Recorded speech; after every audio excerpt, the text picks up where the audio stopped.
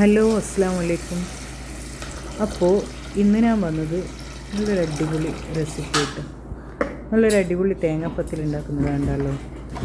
എല്ലാ നാട്ടിലും തേങ്ങാപ്പത്തിൽ ഉണ്ടാക്കുന്നുണ്ടോയെന്ന് എനിക്കറിയില്ല. ഓരോ നാട്ടിലും ഓരോ സ്റ്റൈലിലായിരിക്കും ഉണ്ടാക്കുന്നുണ്ടാവും. തേങ്ങാപ്പത്തിൽ എന്ന് എല്ലാവരും പറയുന്നത് കേൾക്കുന്നുണ്ടല്ലോ. അപ്പോൾ ഓരോ നാട്ടിലും ഓരോ രീതിയിലല്ല ഉണ്ടാക്കാൻ. നമ്മളെ നാട്ടിൽ, എൻ്റെ വീട്ടിൽ ഞാൻ ഉണ്ടാക്കുന്ന രീതിയാണ് ഞാൻ കാണിക്കുന്നത്.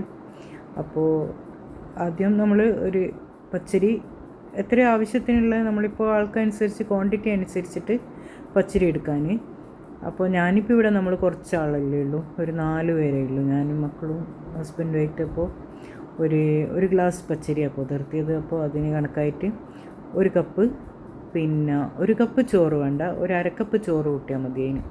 അപ്പോൾ ഒരു 2-3-4 മണിക്കൂർ പച്ചരി പുതിർത്തിയിട്ട് ഇത് കഴുകിയിട്ട് ഊറ്റി വെച്ചതാണ് ഞാൻ.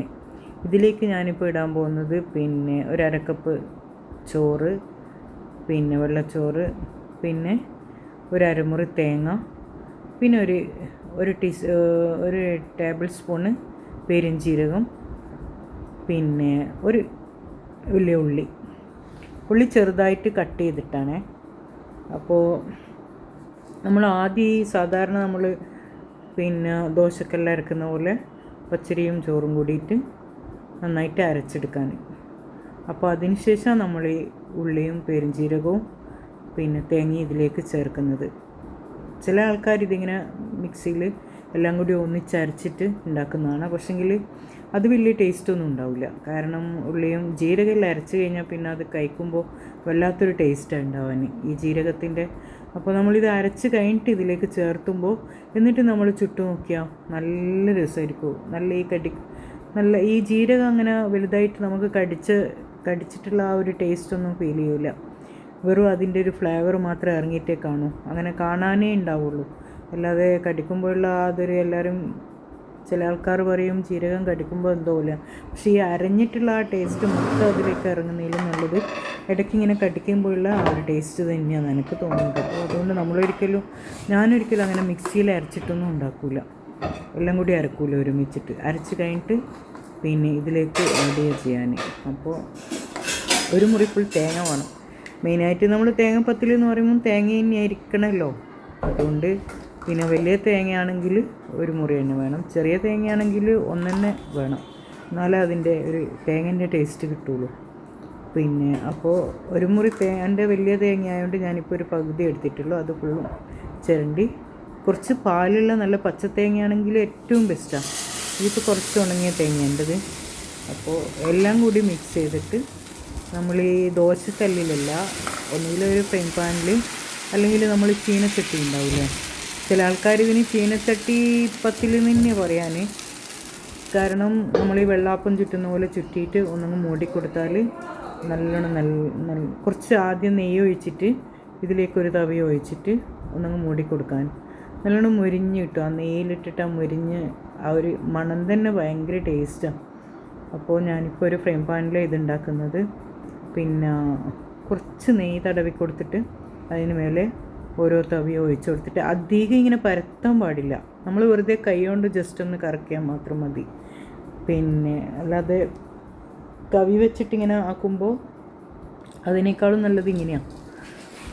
അപ്പോൾ ഇതാ കണ്ടില്ലേ, നല്ല സൂപ്പർ തേങ്ങാപ്പത്തിൽ. ഇത് അടിപൊളി ടേസ്റ്റാണ്. എല്ലാവരും ഒന്ന് ഉണ്ടാക്കി നോക്കണം. ഇതിന് സാധാരണ ആൾക്കാർ അധിക പേർക്കും ഇഷ്ടം ഇതിന് നല്ല മുളകിട്ട കറിയാണ്.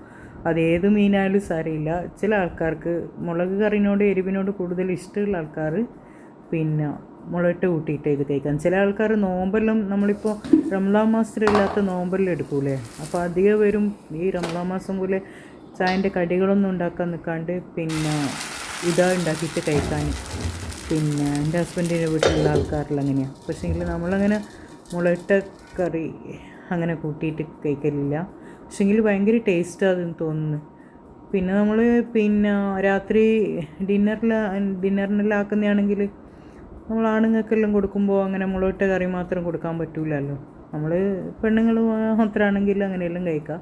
അപ്പോൾ ഇതിന് നല്ലൊരു ഫുഡ് തന്നെ ഇത്, എല്ലാവർക്കും കൊടുക്കാൻ പറ്റിയ നല്ലൊരു ഫുഡ് തന്നെ ഇത്. അപ്പോൾ പിന്നെ നല്ല ചിക്കൻ കറി, പിന്നെ നല്ല കറി തന്നെ. ഉണ്ടാക്കിയിട്ട് ചിക്കൻ വരട്ടിയത് ഉണ്ടാക്കിയിട്ട് കഴിച്ചിട്ട് ഭയങ്കര ടേസ്റ്റായിരിക്കും. ഞാനിപ്പോൾ ഇതിൻ്റെ കൂടെ ചിക്കൻ വരട്ടിയതാണ് ഉണ്ടാക്കിയത്.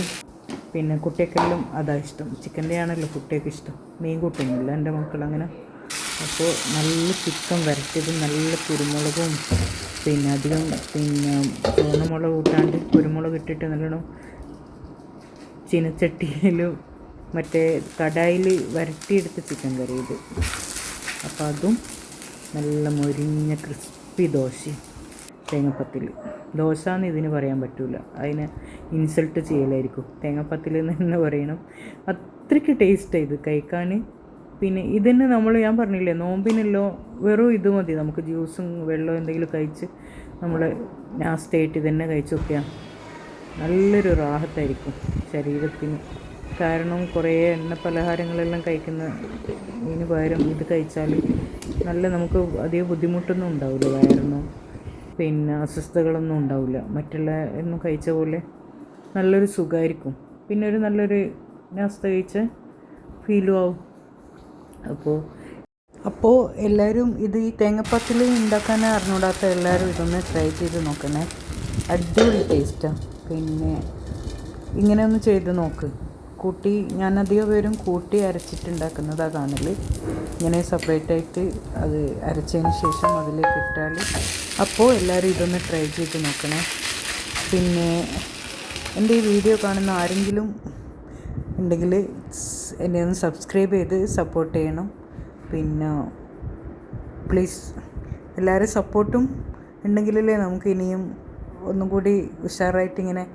എനിക്ക് പരിചയമില്ലാത്തൊരു മേഖലയെ കുക്കിങ്ങിനെ പറ്റി പറയൽ, കുക്ക് ചെയ്യും അത്യാവശ്യത്തിന് നന്നായിട്ട് തന്നെ ഞാൻ.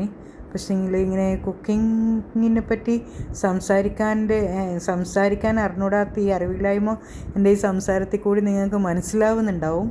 അപ്പോൾ അത് പരിചയക്കുറവുണ്ടാന്ന് വിചാരിച്ചിട്ട് ക്ഷമിക്കണം.